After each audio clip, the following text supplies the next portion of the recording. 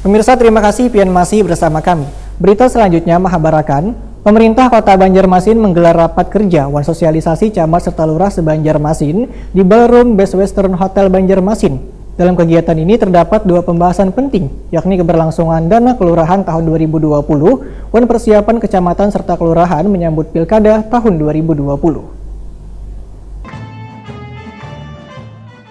Pemerintah Kota Banjarmasin menggelar rapat kerja wan sosialisasi camat serta lurah se-Banjarmasin di Ballroom Best Western Hotel Banjarmasin besokan Rabu 23 September 2020. Rapat kerja ini dipimpin Wali Kota Banjarmasin Ibnu Sina, wan Wakil Wali Kota Banjarmasin Hermansa, serta dipandu oleh Asisten 1 Bidang Pemerintahan Gaji Ahmadi. Kegiatan ini juga dihadiri instansi terkait wan SKPD teknis di lingkungan Pemko Banjarmasin. Kabak Pemerintahan Sekdako Banjarmasin Doli Sahbana Wahitakuni Primati memadahkan, dalam kegiatan ini terdapat dua pembahasan penting, yakni keberlangsungan dana kelurahan tahun 2020 wan persiapan kecamatan serta kelurahan menyambut Pilkada tahun 2020.